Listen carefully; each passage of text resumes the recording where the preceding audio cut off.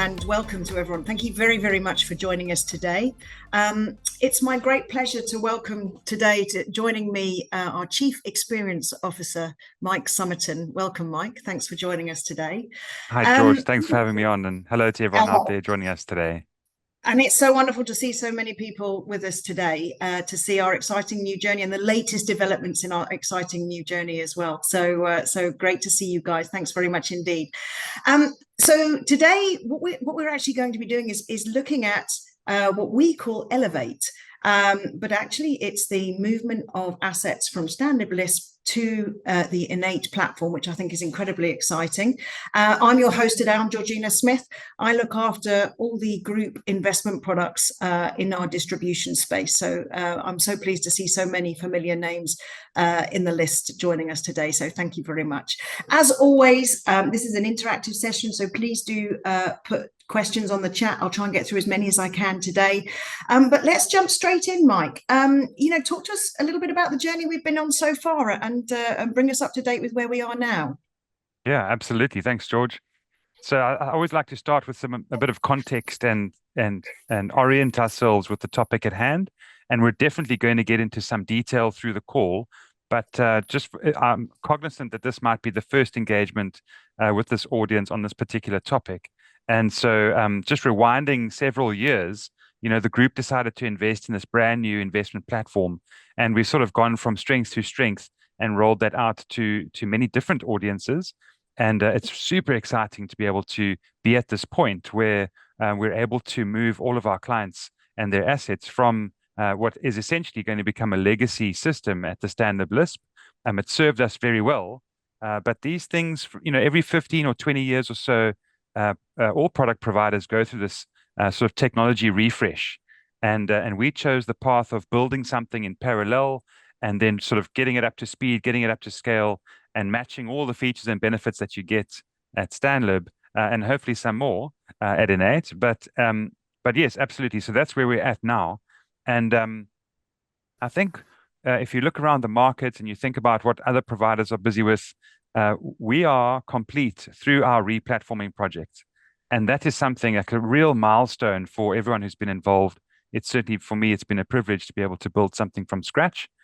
And many of the things we'll talk about later, some of the product licensing and features and benefits, I think we architected those exactly with this point in mind, so that when it came time to move clients from the legacy platform to the new investment platform, that we could do it as seamlessly as possible without needing to, get lots of pieces of paper signed, etc. So yeah, that's where we are. That's why we're here to talk about it. I'm always incredibly proud that we took the route, and you and I were a couple of the first people on the platform. I remember your first day, Mike. It was quite soon after my first day, back in 2017, and I'm always very proud and very aware. Certainly when I joined, I was very aware that every single platform out there was pretty much a butchered bank system or a butchered life system. And when we came along with INN8 and we came along with this vision of what INN8 could be, it was the first time, and we were the first people to put our feet on the dance floor and take that leap of faith. But it was the first time that someone came along and said, you know what, we can build something here from the ground up with independent financial advisors in mind, and build something specifically for them. And tell us a little bit about how we did that. What were some of the things we did to make sure that it really did sing for the independent financial advisor? Yeah. So the first thing that we wanted to do was start digital. Everything from the way that our teams work in the back end to the way advisors engage with us in the front end and their clients as digital as possible. I think we have one form in the business and that's the family aggregation form. But yeah, we threw the forms out and we said, let's go digital.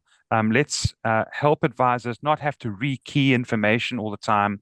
Let's put them in the driving seat, in control of their client servicing, and we're sort of around the fringes, making sure and taking care of any exceptions.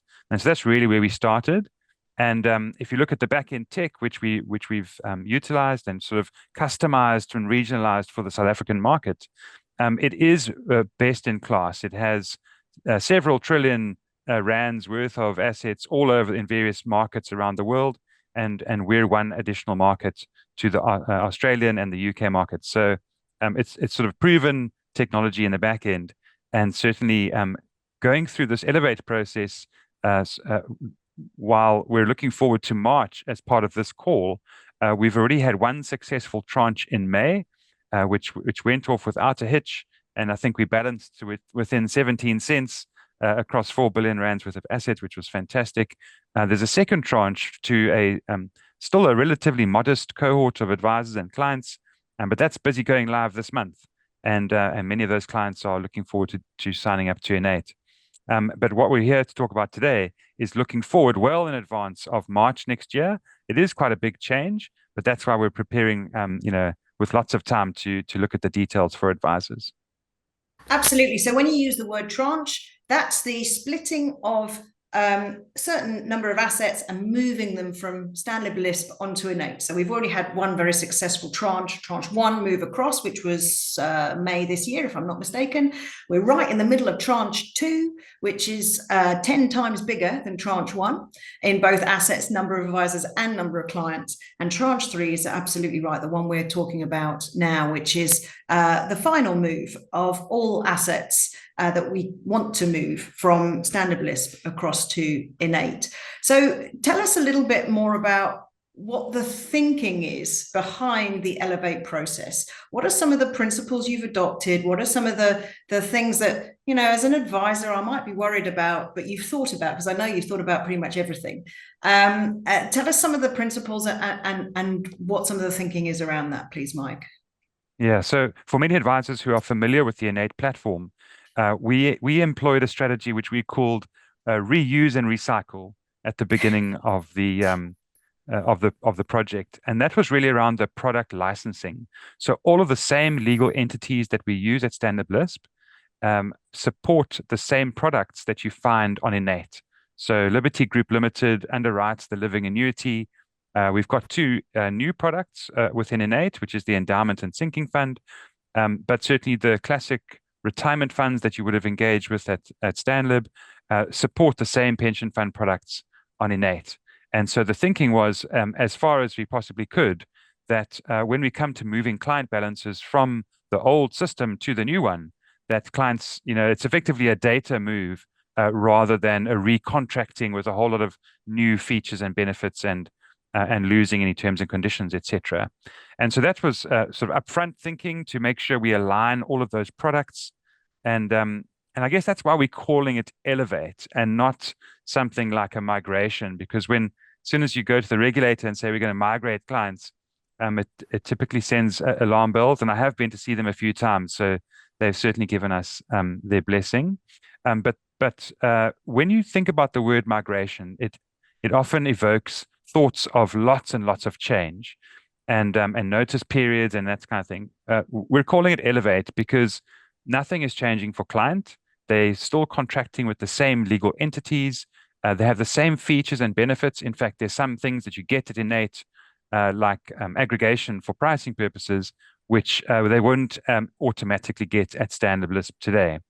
And so we tried to say, well, the one thing was just make it exactly the same as it was or better for clients once they move across to INN8.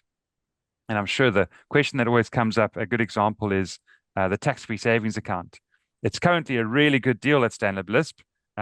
Wasn't my decision at the time, but because I wasn't here. But there's the TIFSA at Stanlib is a flat 20 basis points, which I think is a great deal for a TIFSA. And we'll honor that price into perpetuity for those clients. So you'll come across the same fee that you had on that legacy product. And so that's an example of the things that we're doing and putting in place to sort of make sure that clients have a seamless journey forward. I guess the one thing that is changing is the introduction of INN8, the specialist investment platform brand. And that is certainly in line with a number of other industry trends that we've seen around the market and internationally. The platforms have grown in strength and sort of now command their own space in the market. And that's really where INN8 came from. It's we wanted our own brand to talk to advisors, to become one with their back office, fit into their way that they do business. And that's really where INN8 came from. Stanlib certainly will exist for many years to come. It's a specialist asset management And that's what they're going to focus on is making sure that you guys get the most alpha for your clients and the best performance in their various funds that you use. And so Stanlib as the asset manager, and then INN8 as the investment platform, we're going to work together into the market as part of the broader Standard Bank group. So very exciting, George. Yeah, absolutely. And I think it's worth just taking a moment just to reflect on that. I think, 20 years ago, a platform was really just a way for an asset manager to get access to market. That's really what it was, to get their unit trust into market. Platforms now have their own proposition. They do so much more. They work with DFMs, they work with other partners, they work with third-party data aggregators, all of those kind of people. And so they become a proposition of their own and hence deserve their own brand. To reassure your clients, all our documentation is endorsed with the licenses which are held behind it. So Stanlib, those licenses that are related to Stanlib, they're also on the documentation, as is the Liberty brand or Liberty information when you're talking about those life licenses as well. And I think a lot of advisors find that's useful just to reassure their clients that this innate thing actually is an important thing, and it's part of actually Africa's largest financial institution. And this is where Africa's largest financial institution, Standard Bank Group, has decided to put their complete faith in moving all of their assets that could possibly move onto a platform into the INN8 platform, which is incredibly exciting. So again, reassuring your clients that INN8 will be around in 20 years' time. That's I think is one of the things that clients and advisors want to reassure their clients around. Would you agree, Mike? Absolutely, George. And I guess that it reveals some of the strategy. It's not always fun, but it is very important, as you say, to scrape the barnacles. And that's what we've really been doing from a product and a business strategy perspective is there's a whole lot of sort of disparate subscale platforms and products around the group, particularly within the Stanlib and Liberty fold. And we have been on a exercise to clean these up. And for all of the sort of vanilla retail LISP style platform investments around the group, those will make their way onto the INN8 platform going forward, because platform really is about scale. And we want one sort of scalable platform that can service all of our clients and all of these different product types into the future. And of course, the benefits for advisors around this are you get a consistent service experience around all those products that sit on the platform. And of course, you get a consistent reporting experience as well. So really, it makes sense from an advisor's perspective to reduce complexity, remove complexity from your own life, to try and get as much into one space as you possibly can. And I think advisors are certainly finding that is benefiting them. Okay, so Mike, tell us a little bit about some of the things that you can benefit on when you come across to INN8. When that elevate happens, what are some of the benefits? I'm thinking aggregation of pricing. I'm thinking, those new products you spoke about. What are some of the other benefits that you think our advisors and their clients will benefit from when they come across to INN8? Yeah, as you were saying to me the other day, George, the INN8 really starts to add value once your client is on, because the ongoing servicing is so simple. You can open accounts for your client. You're in control. You can make withdrawals. Everything's available to you on the portal. And so I think there's, you can chuck your PDF forms out the window and stay in control of your clients' affairs. And I think that we've seen tangible benefits of advisors saving time, saving money, and being able to put themselves in front of their clients more frequently and add value instead of sort of having that pile of paperwork on your desk. And that's really where I know I've used this story a few times, but the inspiration for me and part of the design around INN8 was I wanted to increase advisory efficiency by 10 times. And the example I saw was this mortgage origination business in America where they had lots of PDFs and they had forms being filled in and recapturing information.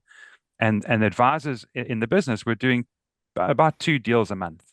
And 2 deals a month certainly can't put your kids through college when you're refinancing a home. And they did some process reengineering, reduced the data capture, added some fintech, and within 6 months they took their advisors from 2 deals a month to 20 deals a month. It's a 10 times increase in efficiency, and certainly much more profitable for the business and for their mortgage brokers. Now I know this is financial advice, and mortgage origination are different topics, but a lot of the same elements apply. There's regulation, there's documentation, there's client agreements, etc. So That's really the inspiration behind INN8, and hoping as we move forward, there's lots more to come down the line. Mike, if I can make that practical for advisors listening, if you need to change your client's address, for example, and that client has 3 products on standard list, let's say TFSA, a retirement annuity, and investment account, that is an 8-page static data update form, and you've got to fill it in 3 times. So it doesn't take much to be able to show that's a lot of work.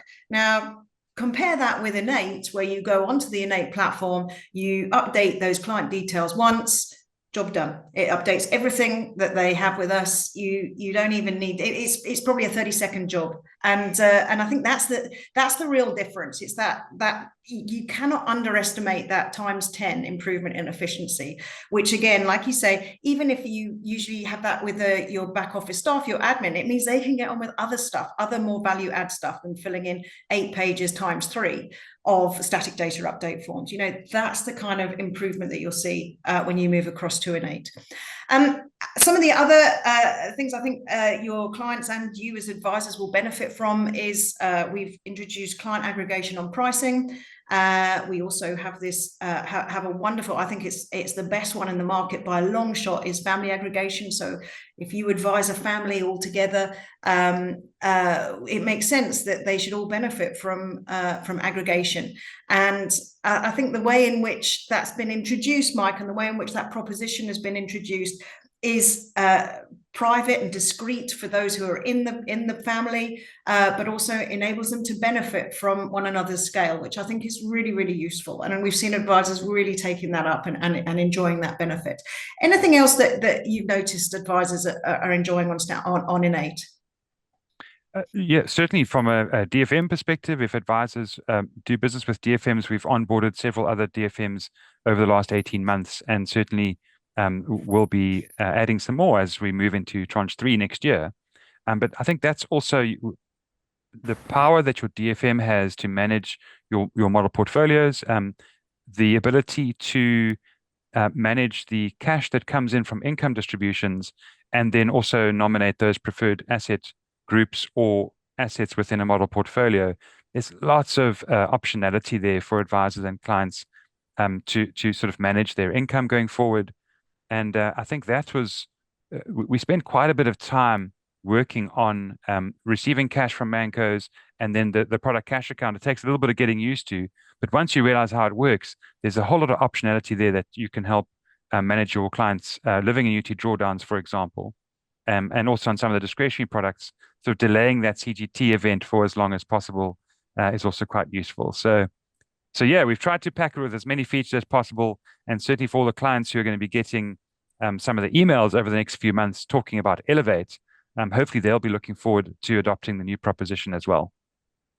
Yeah, you're so right. I always think when I speak to advisors, when everyone in the value chain is happy, it makes the advisor's life easier. And we've certainly found that DFMs being a big part of the advisor's life, if their life is easier, and of course, with the ability to rebalance a model at any point in the month, not being restricted by calendars or anything along those sort of lines, makes the DFM's life really very straightforward. They can also very easily exclude certain clients from rebalances if they want to. That kind of functionality that is really groundbreaking for DFMs in our industry, that makes their life easier. If they're happy, often advisors are happy as well. So it's really about getting that whole value chain working for the advisor.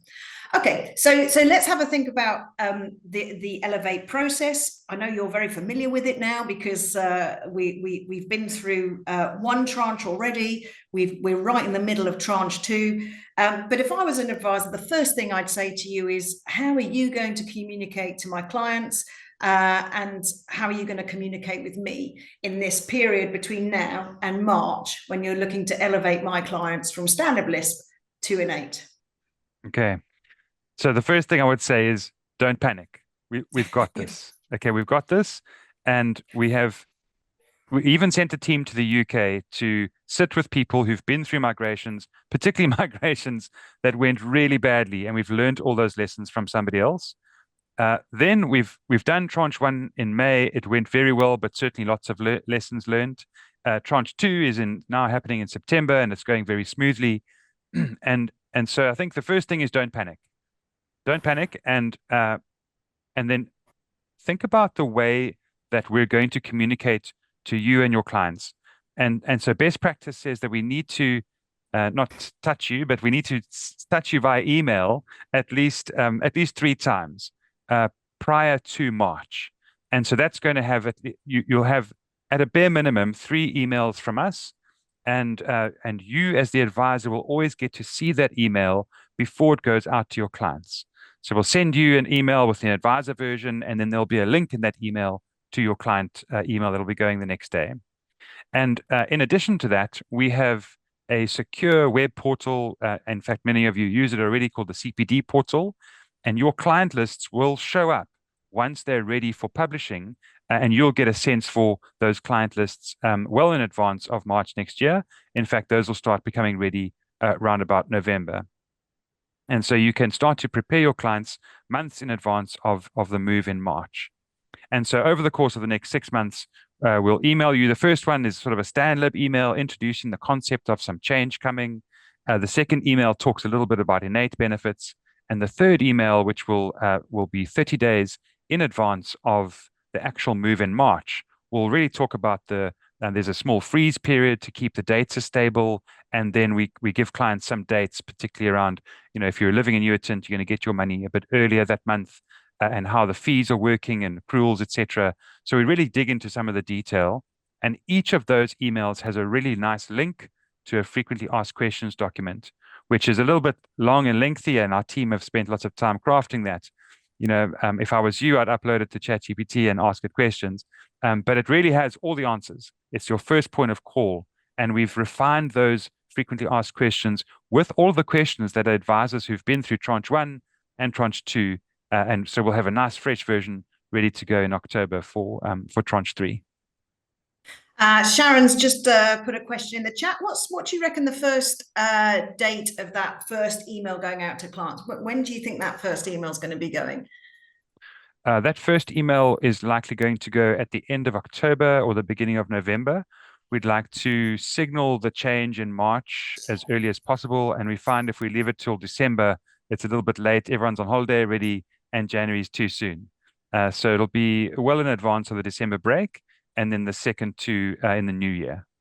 Yeah, and there's a lot of thought that's gone into. There's a lot of noise, obviously, that comes around December. There's a lot of people out of the office. There's all of this kind of thing needs to be taken into consideration. So hence, it's been brought forward somewhat for the March for the March tranche.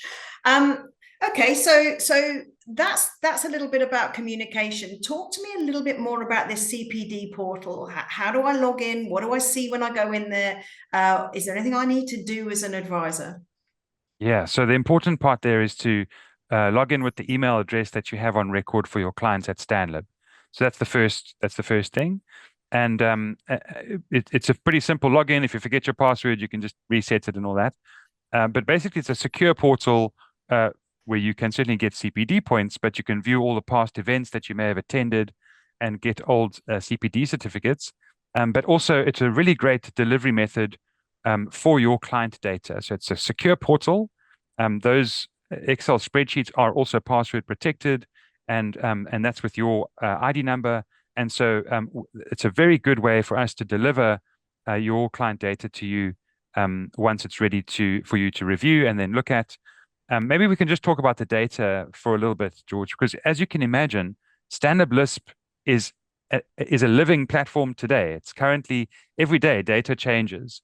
And so you will, in all likelihood, get a client list in, let's say, in November, and you'll get that client list refreshed again at the end of January, because we will either add or remove clients. Maybe they've transferred out, maybe you've done a new deal, maybe they've topped up, etc. Maybe they've changed their static details. And so each time we refresh that data, you'll get a new client list, and you'll be able to see who sort of dropped off or who got added to that list. So we try to keep that data as fresh as possible in the lead up to March next year. And what do I do with that data, Mike? So I go into my CPD portal, I log in, I use my StanLib email, the one that's on record with StanLib. I see my client list. What do I need to do with that list? Is there anything I need to do, or is it just to make me aware? What should I do? Yeah, so I mean, we've tried to make this as seamless as possible, but as you can imagine, with a business that's been around for 25 years, there might be some gaps in the data. And we've had teams working on data for the last 2 or 3 years.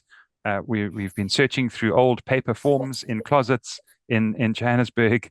We've been looking through digital copies of those app forms, and we've been trying to fill out the data as best as possible. We also have some ways and means to populate some of that data using group solutions.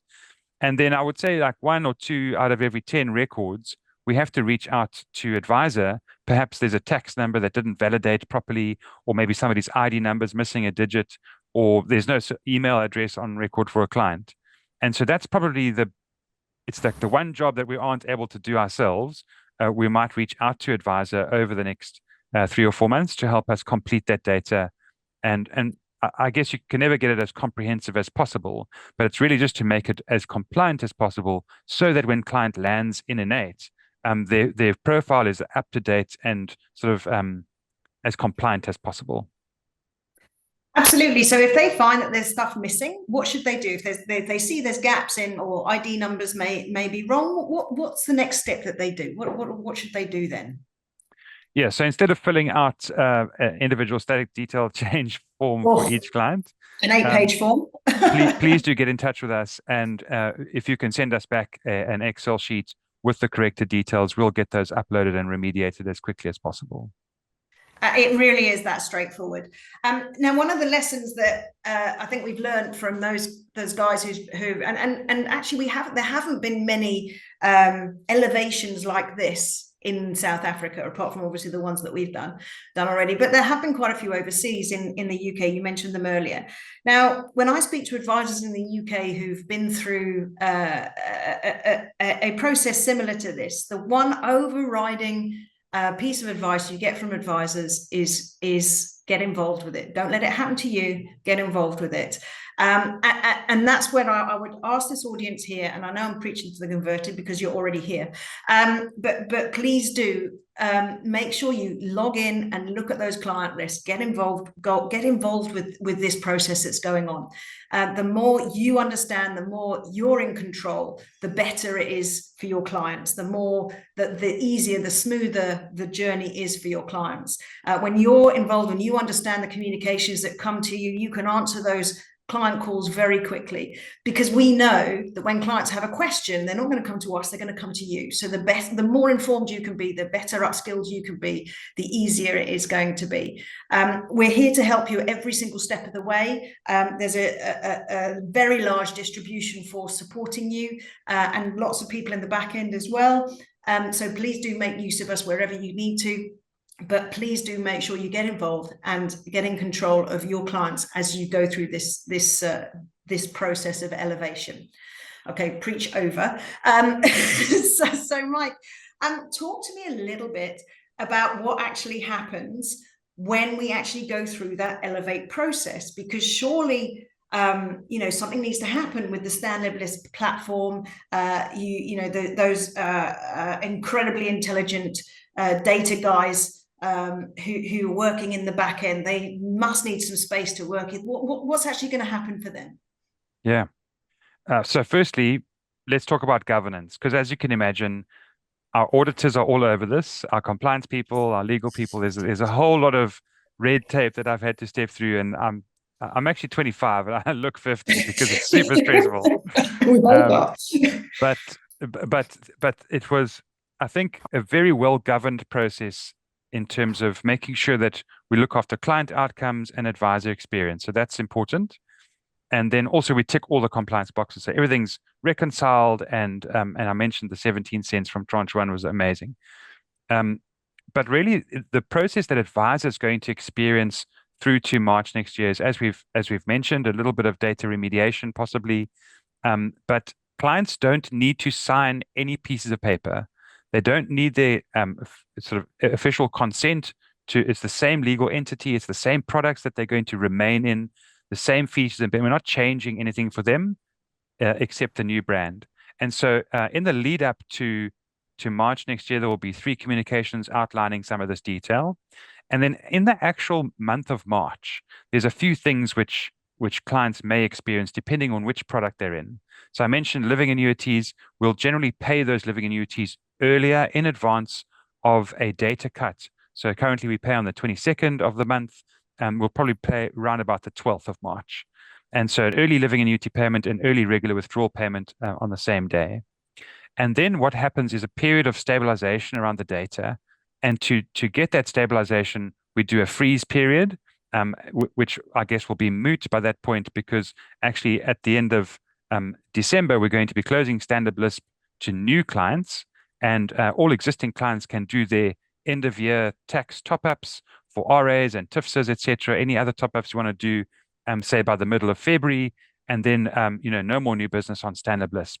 And so that's why I guess the flip side of that is get accredited, get trained on INN8, make sure you're comfortable with how the various journeys work, so that when your clients land there on the Monday, Tuesday after the go live weekend in March, you feel very comfortable servicing them going forward.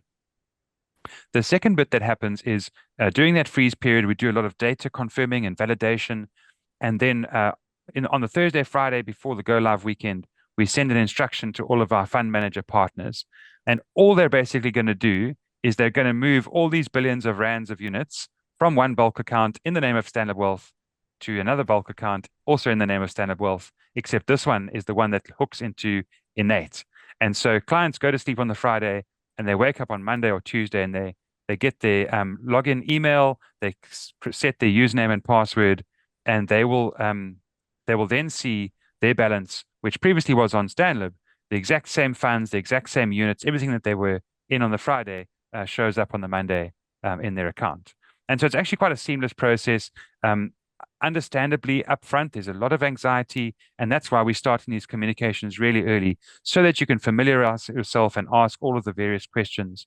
And I'm seeing some coming through on the chat right now, so we'll get to them shortly. We'll get to them. Yeah, Mike, I completely understand. Look, and I understand exactly where the guys who are watching today are as well. Advisors who were in tranche 1 and tranche 2 were in a very similar place. I mean, if I can share a story, it's a bit of an intimate story, but I swim, as a lot of you know, I swim and I swim in a squad. And 2 of the advisors who are in tranche 1 are in the same squad that I swim in. Now, it's quite nerve-wracking when you're swimming in a squad and they're saying to me, is it all going to be okay, George? Is it going to be okay? And they were understandably quite anxious. When we got through tranche 1, you got quite vulnerable in just a swimming costume, hat and goggles, right? I got to the pool and one of them just came up and gave me a massive hug and said, well done. That was fantastic. That went really, really well. So even though we were also anxious because it was the first time we'd done it, we do understand the anxiety that you carry as an advisor and that you carry for your clients as well. The most important thing is to get on board with what's happening. Understand those emails, get familiar with those client and advisor FAQs, so that you can help your clients move through this transition into the better platform. You mentioned interestingly, George, if I could just jump in there, was a few of the advisors in tranche 1 actually noted that when they proactively reached out to their client and spoke about the new platform that they were going to land on, it ended up generating flows, because clients was like, oh, I've been meaning to talk to you about this top up or whatever. And so it actually ended up being a business conversation rather than a change management. Yeah. Absolutely. And we did see a real uptick in flows there. You're absolutely right.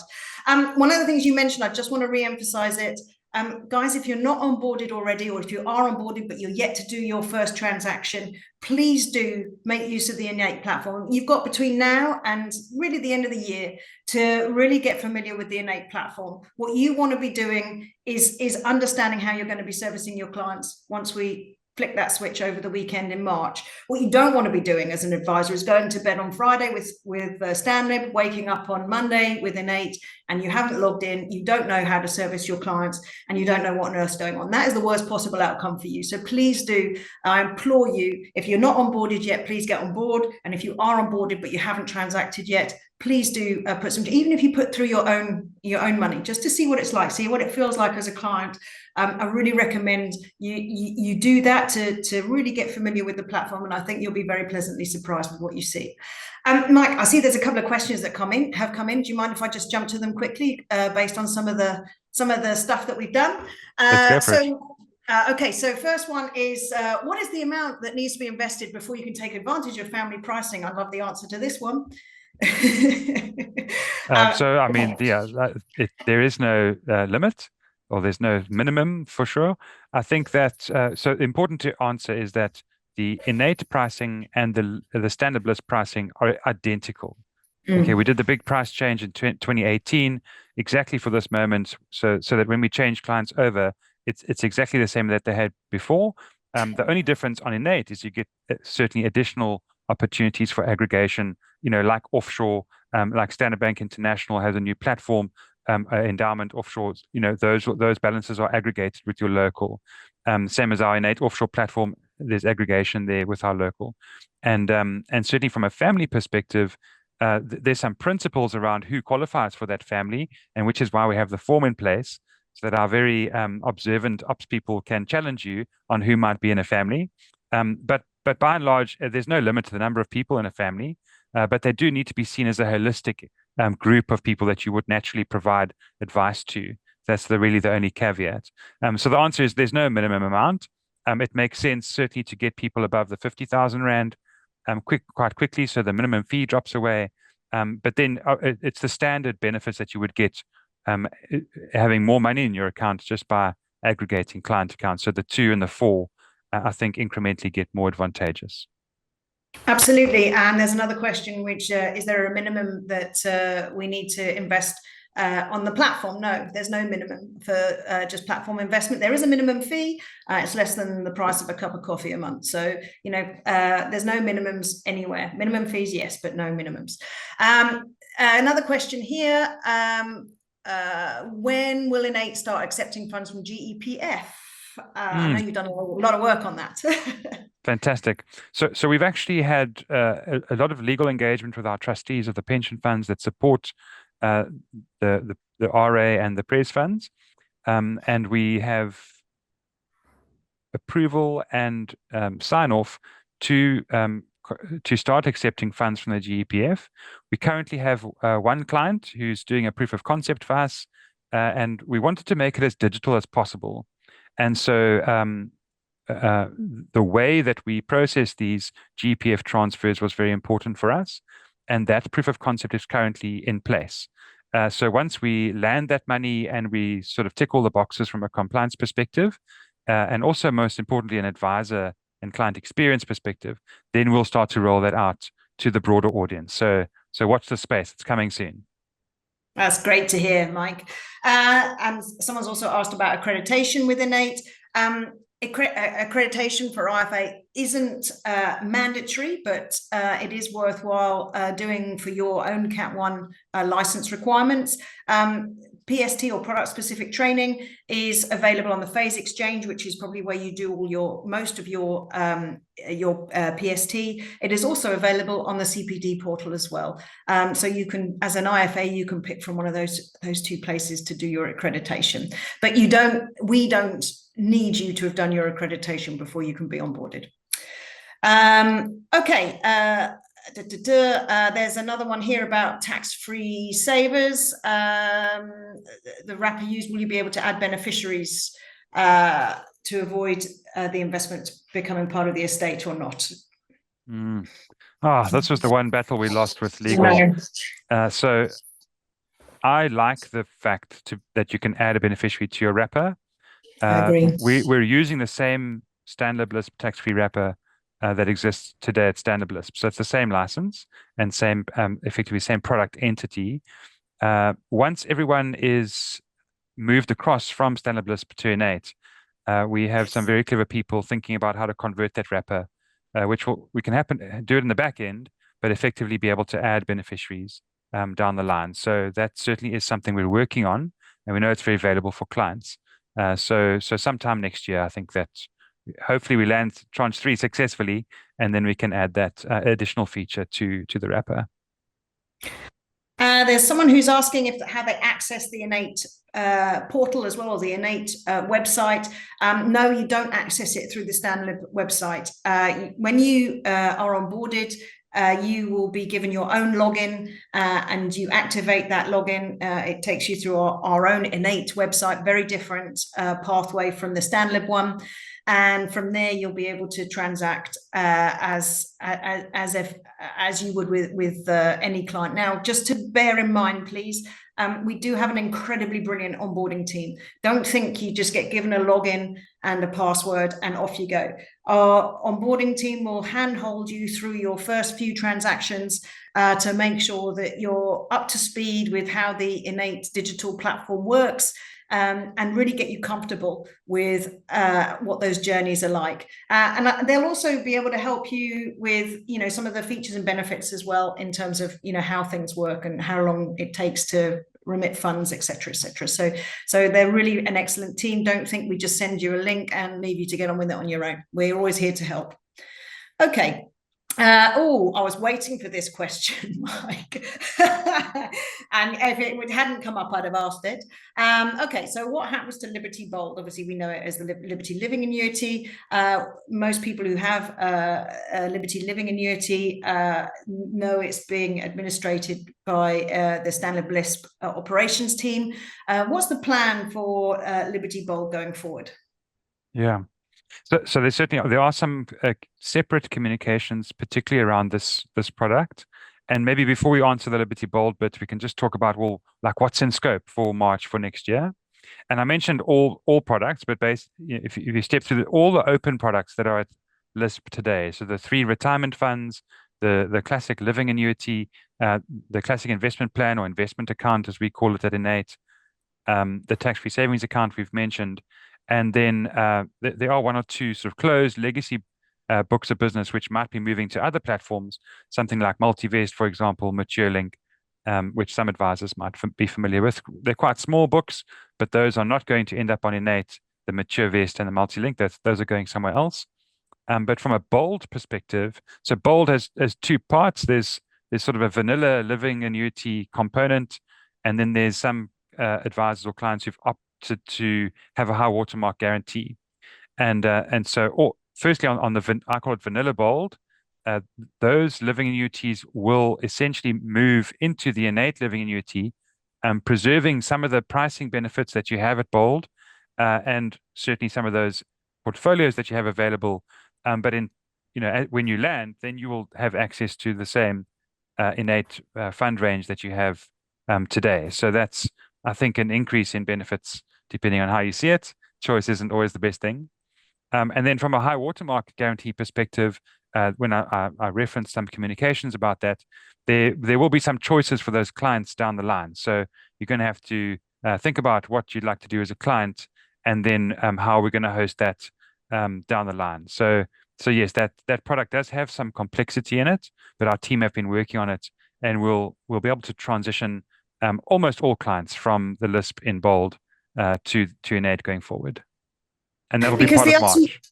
Yeah, absolutely. Because the ultimate ambition here is to close down StanLib LISP, really. That's the ambition with getting past tranche 3. Mike, is there anything that, apart from obviously high watermark guarantee Bold, is there anything that isn't coming across or isn't coming across as we understand and know it at the StanLib LISP? And I'm specifically thinking about PSPs here and around that sort of stuff.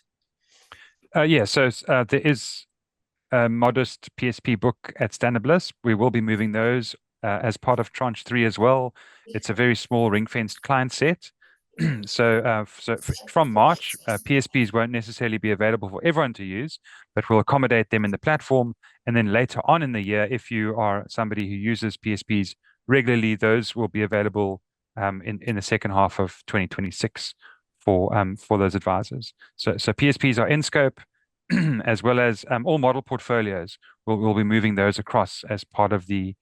As you can imagine, there's quite a bit of detail that we have to work through. Model A and Model A are not necessarily in exactly the same fund class, for example. And so there's a lot of cleanup we've just seen now with tranche 2, and we're engaging with DFMs to make sure that they're as aligned as possible.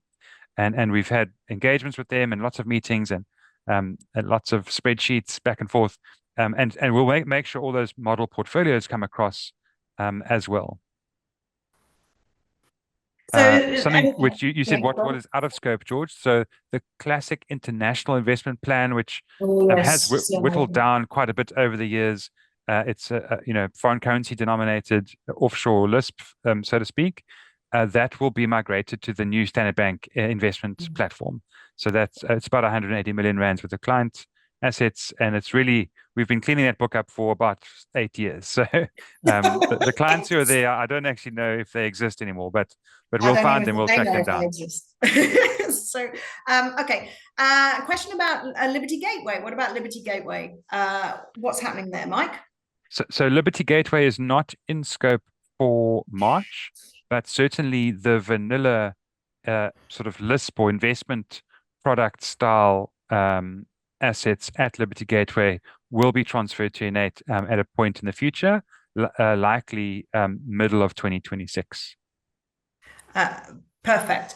And there's also a question about unit trust, which is Standard Unit Trust. That's a very large book. Is that coming across as well? And I know it's not included in T3, but there is something I'd like to say on that. You go first, though, Mike. Sure. So look, just a reminder to the audience, Standard Lisp sits on a system called Compass, and Standard Unit Trust sits on a completely different service provider. And so the two are very separate. And while certainly we can host Standard Unit Trusts today, there's quite a lot of analysis and work that would have to go to move that book. In fact, the neater, more elegant solution would actually be more on the reporting side, allowing advisors to see their client balances, but actually letting them sit on two different systems.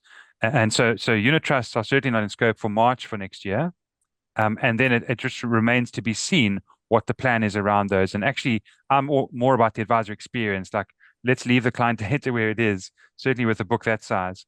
And so I think it's watch the space, listen to us, and we'll let you know. But certainly aggregating reporting going forward looks to me like a better solution for unit trusts. We, yeah, and what we've also seen is users of INN8 who've been with us a little while. What they've actually found is we've seen a lot of manual migrations from the unit trust book come across, and I'll tell you why. The first reason is we've got a very preferent or a very good share class for the standard list funds for independent financial advisors on the INN8 book. That very much gives you almost negates the platform fee when you move your clients across. So we've got some really nice share classes only available on the INN8 platform for the standard funds. Now the next thing is, of course, once you then couple that with your client aggregation and then family aggregation, what a lot of advisors have found is that actually once they move those clients across from unit trust, they find that actually their clients are better off because of the aggregation opportunities that they have on the INN8 platform. So just bear that in mind. Once you get up to speed and you get used to working with the INN8 platform, you may find that it's worth, and our guys, our distribution teams in the field can help you with that kind of analysis. It may well be beneficial for your clients to move them across manually. And of course, you can move your clients across manually at any time from any platform. We are very open to receiving Section 14s and any other transfers in that perhaps you'd like to make. Okay. So I think we've answered all the questions that have come through. Please keep putting them through. Anything that came up as a surprise in tranche 1 or tranche 2 that you've addressed in T3 or tranche 3, Mike? Anything that sort of modification of the process, if you like, as a result? What have you found, and what have you done about it? Yeah. So there were two learnings from tranche 1 in May, which we've changed for September. And that was just communicate a bit more. You can never have too much communication. I'm sure you'll be all sick of hearing from me and George by the time March rolls around. But genuinely, from a client perspective, they quite liked the emails. We got favorable ratings, 4s and 5s out of 5, for our email quality, the wording, etc. Some of the older clients struggled with activating their client login, and while it's not a prerequisite that client must log in to INN8 for you to be able to access their investments. So on the Monday when everything lands in INN8, because clients are already contracted with Stanlib, you can log in, you can see their profiles, you can transact on their accounts. Um, them creating their online profile is really just to be able to see their statements and their tax certificates and their investments. So it really is, it's a nice to have, and we love all clients to log in as regularly as possible, but some clients just struggled with the login. And so we've got quite a nice PDF just to help those elderly clients, click on the link, set your password, hear the rules around the password, just to ease that flow a little bit better. So that was the one thing. And certainly going forward, we're looking at that process in its entirety. Technology has changed. You can send secure links via WhatsApp now or via text.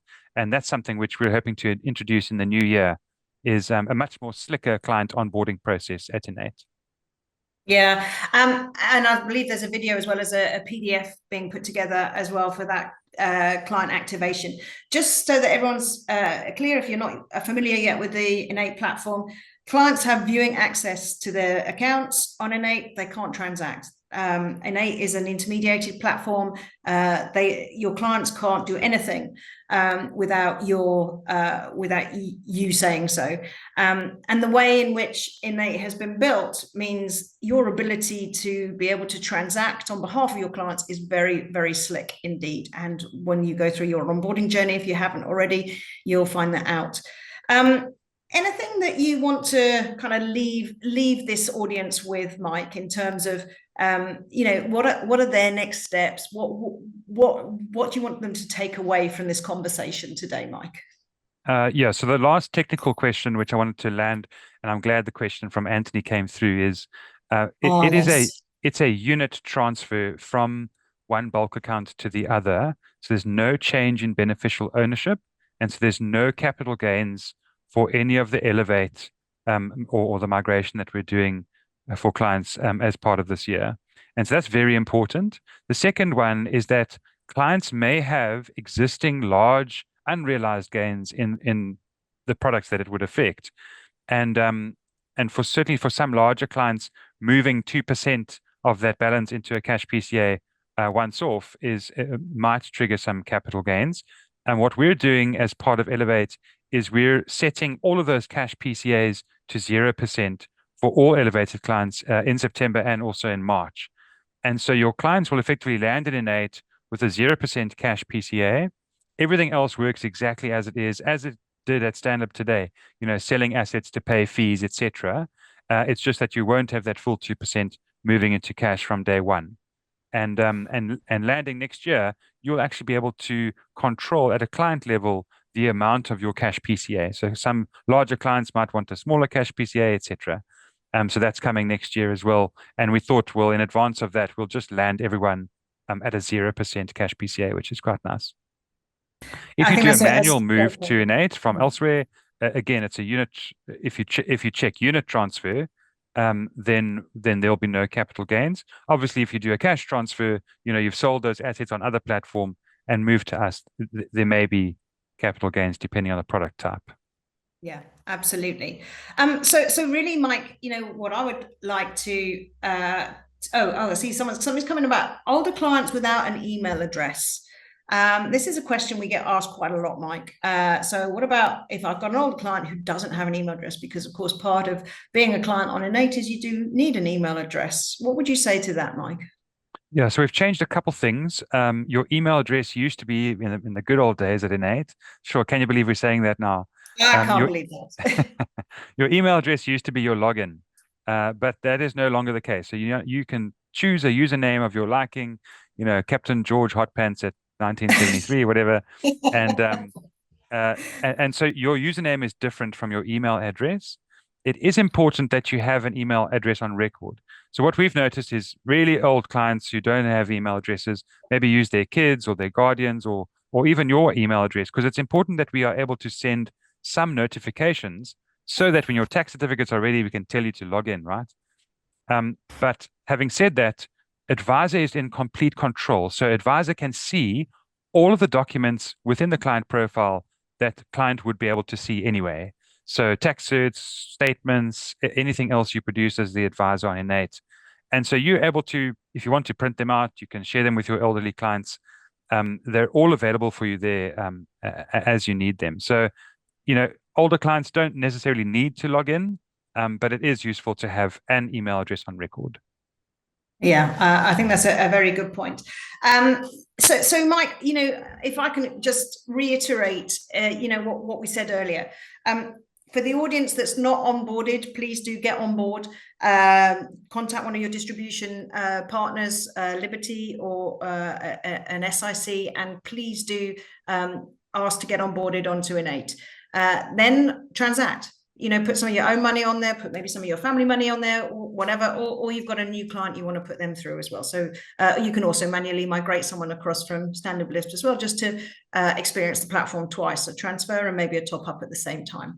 But please do experience the platform so that when it comes to the elevation in March, you know exactly what's happening. Then the second thing is to log into the CPD portal, get used to the CPD portal. There's a huge amount of resource on the CPD portal. This webinar will be recorded and has been recorded, and it'll be uploaded there. There's a whole host of other collateral which is on there as well, including FAQs for advisors and for clients as well. So really, my takeaway to the audience today is really, be in control of what's happening in March. Make sure you understand what's going to happen, and really, get in touch with your clients and really be on the front foot as we move into this elevate period. Anything from you, Mike? No, I think you've covered everything. Thanks, George. It's really exciting to do this. I know it feels a little bit hairy, and we're here to support you. So if you need both of our StanLib call center as well as the INN8 call center are staffed and capacitated and trained. Thanks, Michael Oliver. You're welcome to contact me. I'm going to send you my email address. Is that we've trained them up for tranche 1 and tranche 2, and they'll be well trained for tranche 3. So any questions, you're welcome to email us both at our StanLib contact or at hello@INN8, and we'll turn those questions around for you, certainly around Elevate. But again, there'll be a series of masterclasses. If you want to get your assistant to listen to those masterclasses so that they're empowered as well with some of the transactions and how to work the journeys on INN8, there's lots of resource out there. So please, if we can do better, do shout. But really, there's lots of content, and we're here to support you. So thanks a lot. Absolutely. Mike, thank you very much for spending the last hour with me and our audience today. I hope they feel very reassured, and you've given them a huge amount of insight into what we plan to do. So thank you very much indeed. And I look forward to the next session on this, Mike. Thanks very much indeed, everyone, for joining.